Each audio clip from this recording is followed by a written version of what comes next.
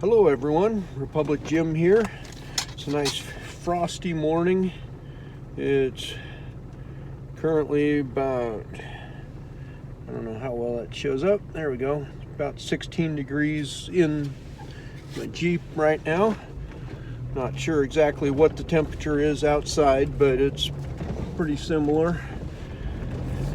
And just wanted to give a quick update on my cold adaptation process.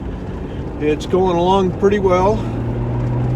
I'm about 5 minutes from my house and I've already felt sweat forming under my arms as my body's generating heat.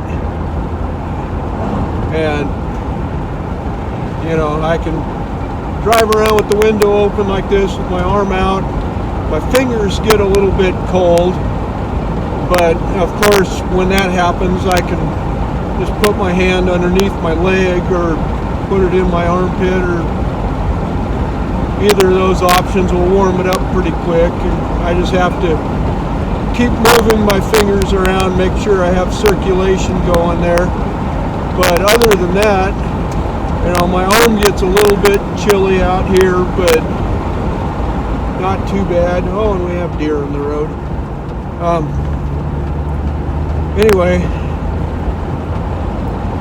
even with the wind blowing on my arm, it doesn't get extremely uncomfortable or anything. And as far as my torso and my neck and all that, I can feel the heat just generating there.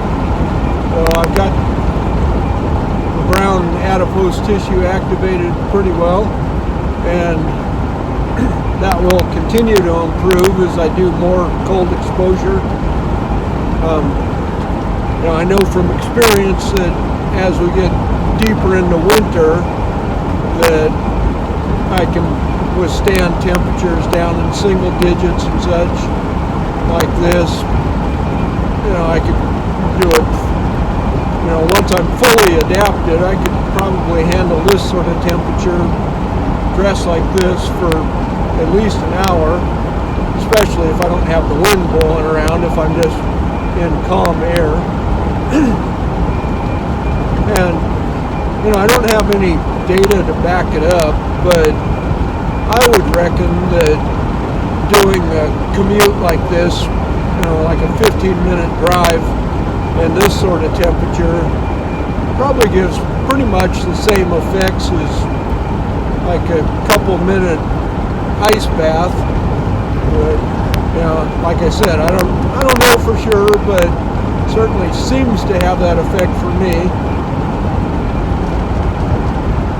And also, one other point I wanted to make is, like in the past, I've seen some comments of people saying, oh, the brown adipose tissue isn't really a thing, it doesn't really generate that much warmth, and it's just my imagination. And that I've just trained my mind to withstand the cold for a bit, and that's actually kind of flattering to think that I have some sort of level of mind control like a Buddhist monk or, some Jedi or something, but, I'm sorry, the reality is that for any extended period of time, it doesn't matter about your mental strength, there comes a point where the body's physiological response is just going to be violent shivering and then hypothermia, unless it's actually generating heat, which in my case it clearly is, because as I said, I can feel sweat forming and feel my torso warming up, which I can't prove on camera, of course, but I know that that's the case, and I know that I'm not doing any Jedi mind tricks to override the body's response. It's just purely the way that the brown fat is activating and creating that warmth, because and not once have I been shivering during this process, and that's just, the body has to generate warmth somehow when you're faced with this sort of temperature. And if it wasn't for the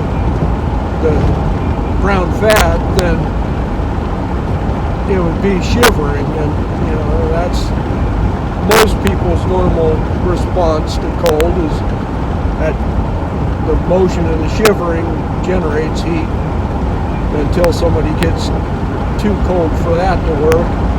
But with the brown fat activated, it takes away that need, and as I said, I can stay fairly comfortable.